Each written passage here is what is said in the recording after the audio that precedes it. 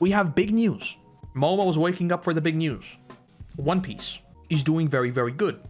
Netflix on Twitter posted this video, okay? I'll leave the music on because it doesn't matter. If you go to the very, very end, we can see Taz saying the East Blue Saga is now streaming on Netflix. What an odd subtitle to use, isn't it? And now, what we've heard now, which I think is obvious to everyone, is this. Season 2 is written already and is ready to go, and we could air in 12 to 18 months after Strike's End. Which, by the way, don't read too much into this. Do not take this as fact. Do not even take this as a prediction. Just know that supposedly there are scripts. Obviously, it's getting renewed. 100% One Piece is getting renewed. I think it will be renewed for seasons 2 and 3. Maybe it's me hoping for too much. I think the numbers it's doing, they're going to give it at least 2 more seasons. And I think you will hear about it in about 6 to 7 days. That's my prediction. I obviously don't know. I'm just a nobody, but I think so. I think it was mentioned somewhere in here. While Netflix has already touted the success of One Piece's first season, blah blah blah, where it came in at number 1 on the English language, sure, word on season 2 renewal has not arrived yet, which by the way for Netflix is normal. Netflix doesn't like announce series that are sort of new. They don't announce them very, very quickly, even though they will get renewed. Sometimes they don't say a single word and just suddenly there's a trailer. They sometimes also do that. I followed a bunch of Netflix series. They're kind of weird about these things, right? They are not Amazon who announce 5 seasons in advance, unfortunately. It doesn't matter. Basically, point is, they're still seeing how the numbers will do over the course of the next couple of weeks. But the thing is, and again, purely a prediction, I think with the numbers it has already done, and with the good word of mouth it has, which by the way, let me show you something else. Something else that doesn't happen normally. There's a bunch of drama about this as well, which we might talk about. But if you go to Rotten Tomatoes and look at One Piece, you will also notice that my video is already outdated, because I took a screenshot of this a few days ago. But if you go to Rotten Tomatoes now, you will notice that the score is not 83, it's 85. The score went up over time, which is the best thing that could ever happen to a series. If the score goes up, you've done something very, very, very good. Obviously, just now there is a bunch of news breaking about like manipulation of scores on Rotten Tomatoes, so take this however you want it to. I'm just using it as an example, but the audience score is also at 96%. I do think a lot of people are rating it 100%, even though it's not 100%. I don't think I might not even say it's 90%. It's very good. It's not 100% good. But you know, point is, he's doing well. And he's doing well not in terms of numbers, but in terms of sentiments. And if it's doing good in terms of sentiments, that will do word of mouth. And word of mouth, if you've done any sort of marketing class, is the best kind of marketing you could ever have. And whether we like to admit it or not, when someone tells you that a series is good, it already starts you off on the right foot. So when people hear that a series is good and they go into it thinking that it's good, they will also nitpick a lot less. Most people, at least. Everything right now is shaping up very, very, very well. So I think a season 2 and a season 3 is basically guaranteed. And the fact that they're like openly talking about scripts being ready, just solidifies that belief. I do think like a bit of this is obviously like, you know, a bit of sympathy points, because obviously the strikes are still going on. It's, you know, like we could get back to work, just pay us fairly, which by the way, 1,000,000% agree. How about we pay the people who make the things? What a wild idea. How about we pay the people who actually made the thing? You know? So I do think there's a bit of that, but even if you ignore that completely, it's doing very, very good. IMDb also has a good score. Yes.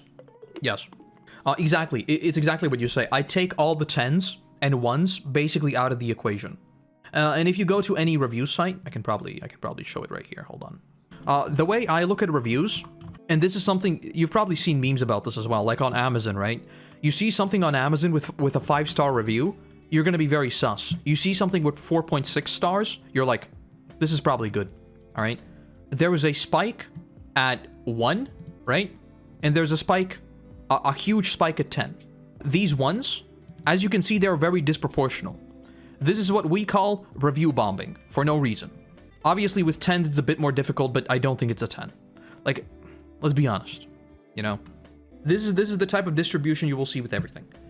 So you take these out of the equation, then you look at what's left. That's usually how I look at these. But, you know, even if you ignore all of this, it's doing good numbers, it's doing good in terms of sentiments.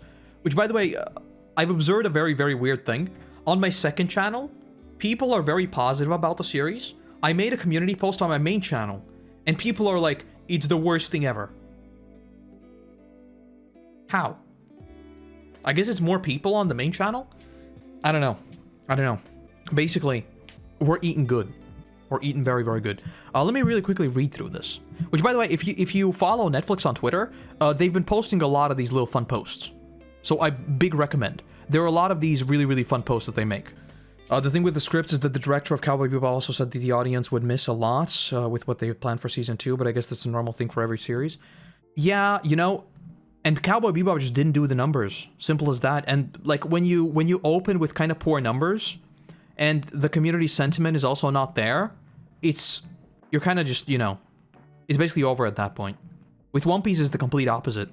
It's doing the numbers and people feel good about it.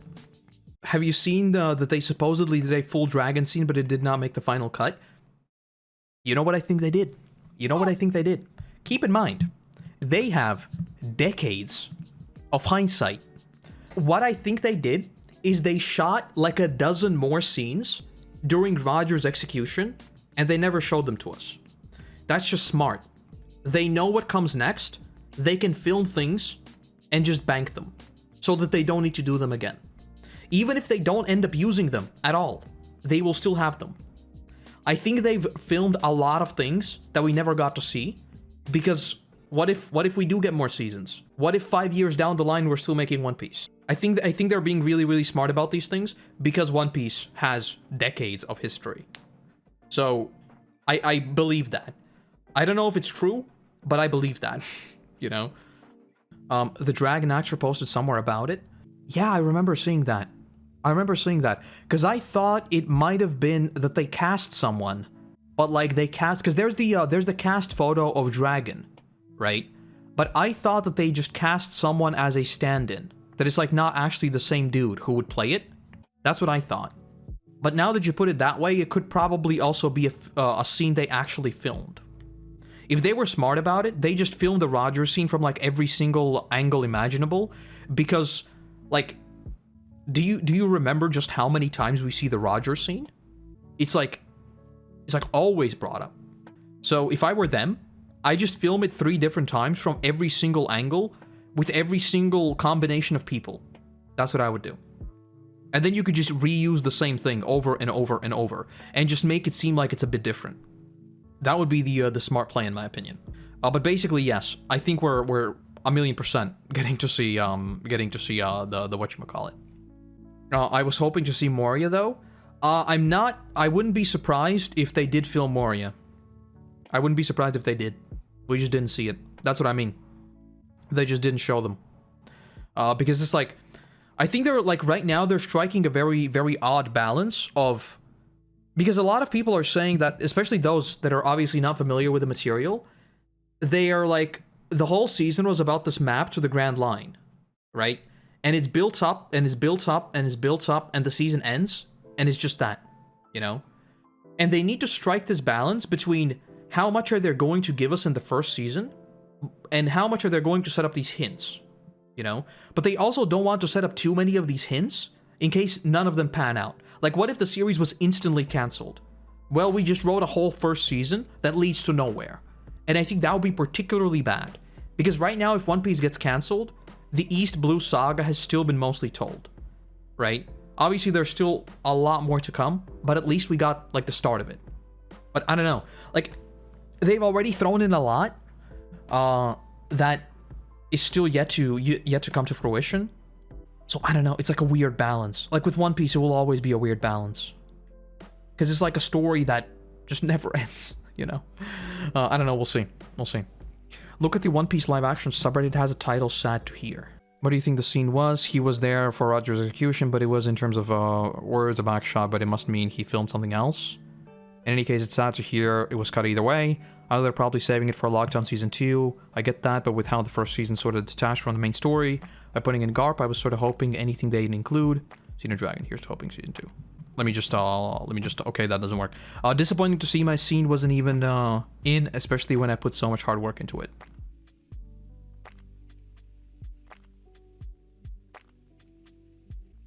Huh. Yeah, that's weird. Huh. I don't want to put on a tinfoil hat, but doesn't it sound kind of convenient that the guy who worked on the series and potentially had an early screening as well, and probably knew, like, roughly what they're doing, didn't know that he was going to be in? I almost want to say that this is some sort of big brain marketing. I'm not gonna lie. This seems a little bit sus to me. Almost as if to tell us that, but wait, there's more. Maybe I'm reading too much into it, I don't know. I've seen an idea floating around that Logtown might be a special episode. It could be something like that, yeah, to like, which would be interesting to see, you know? Because, again, they already used East Blue Saga. You don't do that accidentally in a video that has been highly edited by a big corporation like Netflix. You do not do that. One Piece, the East Blue Saga. First of all, people who don't know what One Piece is, why would you add that at the end? That's why I said, the fact that they're using the subtitle of East Blue Saga, mega sus to me. Mega sus. Obviously, we don't know when the videos were filmed, but, you know. Point is, this is kind of weird to me. Putting it on a private account as well? I don't know. But yeah, what I was going to say, if Logtown is sort of a special thing to tide us over until Season 2, I think that'd be a pretty good idea. Considering that, you know, it's Logtown. The prologue and the epilogue, I think it'd be a good idea. He might have been under NDA now. Yeah, I mean, he was definitely under NDA. 100% he was under NDA, but it feels like a weird thing to post. You know? The fact that it's an actual post is what has me a little bit stunlocked. Obviously, I don't know the guy. Maybe, you know, he actually really, really liked the role. And he does say I put so much work, so much hard work into it. But I don't know. Sometimes reading in too much is just that. Yeah, probably. A weird thing to film, though, and then cut. If they filmed the dragon scene but then cut it, I wonder what it could have even been. Because in the context of the scene, the Roger's execution is a complete sequence. And we never return to it. So what could have it even been? Maybe, but like, I'm still a bit conflicted on the idea of how much, like, creative oversight Oda actually has. Obviously, they listen to him, don't get me wrong. But I don't think it's like Oda says, I don't like this, and it's just immediately removed, you know? So if it's a small scene, I still think there's more to it, is what I'm saying. Something about the whole dragon situation just smells fishy to me. It's not that I don't think they filmed something, the entire situation just right now looks a bit weird. I thought the dragon and the revolutionaries could play a bigger role in Alabasta. Didn't when I first watched the series, I even had a prediction that we're going to have some sort of thing where we are saved by an undercover agent, and I think I mentioned that in Alabasta. So yes, if they do something like that, I am on board. I think that'd be really, really cool.